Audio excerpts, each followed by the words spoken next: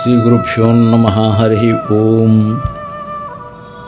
శ్రీమద్ వాల్మీకి రామాయణంలోని సుందరకాండలో 51వ సర్గం. హనుమంతుడు రావణునకు హితము ఉపదేశించుట. మహాపరాక్రమశాలి అయినటువంటి హనుమంతుడు మిక్కిలి బలపరాక్రమములు కలిగినటువంటి ఆ రావణును చూచి ఎట్టి తత్రపాటుకు లోను కాకుండా అర్థవంతమైన మాటలను అతనితో ఇట్లు పలికెను. సుగ్రీవుని సందేశంతో నీ లంకానగరమునకు వచ్చి తిని సోదరుని వలె నీ హితమును గోరు వానరరాజైన ఆ సుగ్రీవుడు రాక్షసరాజువైన నీ క్షేమ సమాచారాలను అడిగాను. మహాత్ముడు నీకు సోదరతుల్యుడైనటువంటి సుగ్రీవుని సందేశమును వినుము. ఇది ధర్మార్థములతో కూడినది, ఇహపరలోకముల యందు శ్రేయస్సును కూర్చున్నది.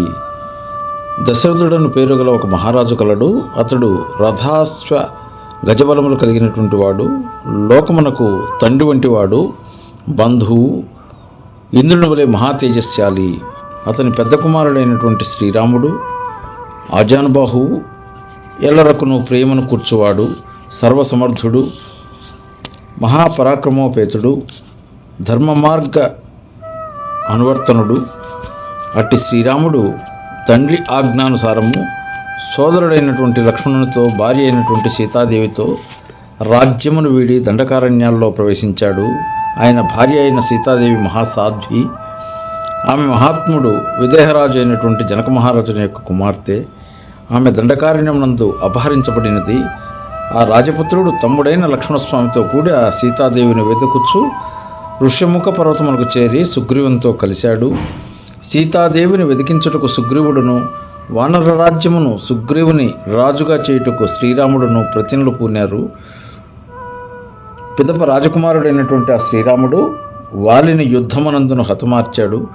అతడు సుగ్రీవుని వానర భల్లుకాలని ప్రభువుగాను కిష్కింధకు రాజుగాను చేసెను. వానర ప్రముఖుడైనటువంటి వాలి నీకు ఇంతకుముందే తెలియను. శ్రీరాముడు ఆ వానర ప్రముఖుని ఒకే ఒక్క బాణంతో రణరంగంలో పరిమార్చెను. సత్యసంధుడు వానరరాజు అయినటువంటి ఆ సుగ్రీవుడు సీతాన్వేషణాతత్పరుడై అన్ని దిశలకును తన వానరాలని పంపెను.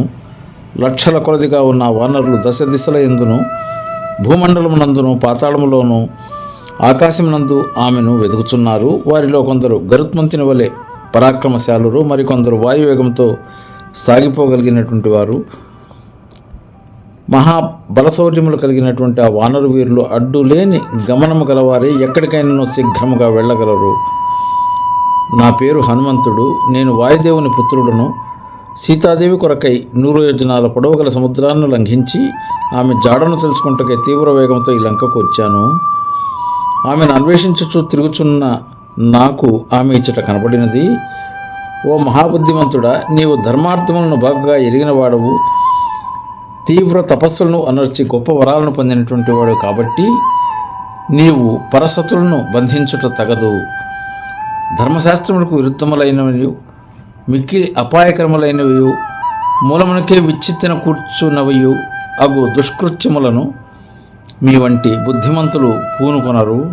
క్రుద్ధులైన రామలక్ష్మణులు ప్రయోగించిన బాణాలకి ఎదురుగా నిలబడటకు దేవాసులలో సైతము ఎవ్వరికి శక్తి లేదు. ఓ రాజా, ధర్మస్వరూపుడైన శ్రీరామునికి కీడు తలపెట్టిన వానికి ముల్లోకముల యందును సుఖము సున్నా. అందువలన సర్వకాలముల యందును హితమును కూర్చున్నదియు ధర్మబద్ధమైనది అర్థవంతమైనటువంటి నా మాటను ఆలకింపుము. సాక్షాత్తు పురుషోత్తముడైన శ్రీరామునికి జానకీదేవిని అప్పగింపము. నేను సీతాదేవిని కనుగొంటిని. ఇతర వానరులకు అలభ్యమైన జానకీదేవి దర్శనం నాకు ఇచ్చట లభించినది. శ్రీరాముని స్మరించుచు ఇచ్చట శోకాకులయున్న సీతాదేవిని నేను చూచాను. నీవు అపహరించి తీసుకుని వచ్చిన సీతాదేవి నిన్ను, నీ లంకను కాటువేయనున్న 5 పడగల గల ఆడు సర్పమని నీవు ఎరుంగుకున్నావు. ఆమె నీ పాలిటి మృత్యుదేవత సుమ. మిక్కిలి విషపూరితమైన అన్నాన్ని భుజించి ఎంతటి జఠరాగ్ని కలిగినటువంటి వాడైనను దాన్ని జీర్ణించుకోజాలడు.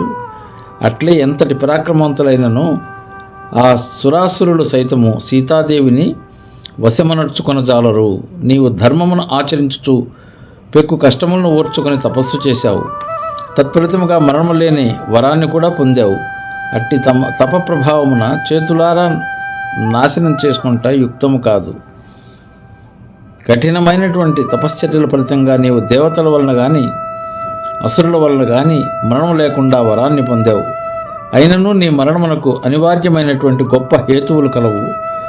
దేవతలు, అసురులు, రాక్షసులు, దానవులు, గంధర్వులు, యక్షులు, నాగులు మొదలగు వారిలో సుగ్రీవుడు ఏ జాతికిని చెందినవాడు కాదు. శ్రీరాముడు మానవుడు, సుగ్రీవుడు కపీశ్వరుడు. నీవు నరవానరుల వలన మరణము లేకుండానట్టి వరాన్ని పొందలేదు కదా. కాబట్టి ఓ రాక్షసరాజా, నీ ప్రాణములను ఎట్లా కాపాడుకుంటావు?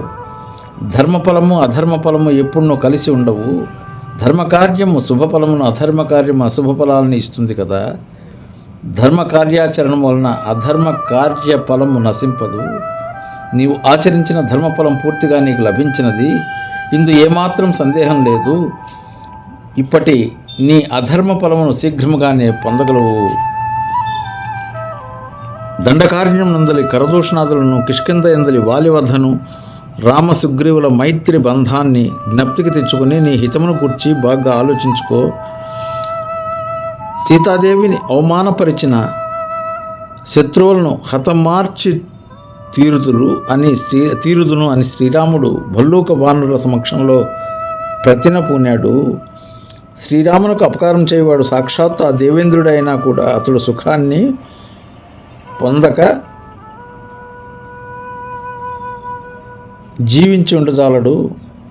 ఇక నీ వంటి సామాన్యుల విషయం చెప్పనేలా. నీవు అపహరించుకుని వచ్చి లంకలో నిర్బంధించిన సీత సామాన్య స్త్రీ అనే తలంచుతున్నావు, కానీ ఆమె నీ లంకను సర్వనాశనమనొచ్చి నీ పాలిటి కాళరాత్రి అని ఎరుంగుము. సీతాదేవి స్వరూపమును ఉన్నటువంటి ప్రబలమైన కాలపాశమును నీవే స్వయముగా నీ మెడకు చుట్టుకున్నావు.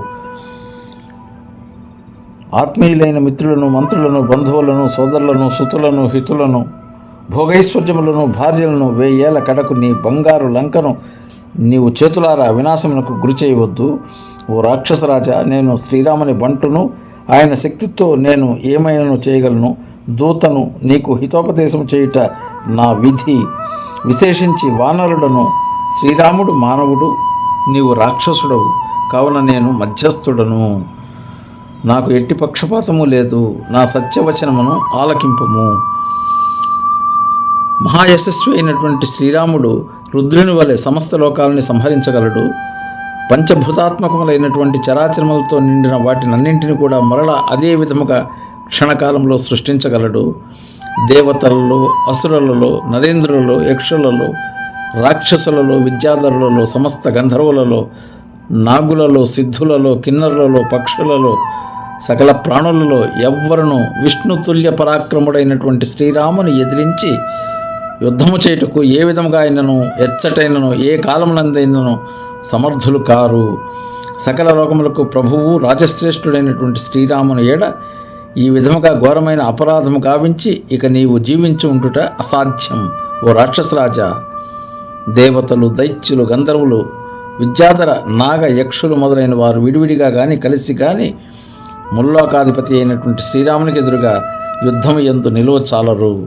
సమరమణ శ్రీరాముని చేతిలో చావు మూడిన వానిని స్వయంభూ చతుర్ముఖుడైనటువంటి బ్రహ్మ కానీ, త్రినేత్రుడు, త్రిప్రాంతకుడైనటువంటి రుద్రుడు కానీ, మహేశ్వర్య సంపన్నుడు సురపతి అయినటువంటి దేవేంద్రుడు కానీ రక్షింపచాలరు. నిర్భయముగా మాట్లాడుచున్న హనుమంతుని యొక్క సహేతుకములైన తనకు అప్రియమైన హితవచనాలను సాటి లేనివాడు ఆ రావణుడు విన్నాడు. పిమ్మటతడు కోపముతో గుడ్లు ఉరుముతూ ఆ వానరోత్తముని చంపుటకు ఆదేశించాడు. స్వస్తి.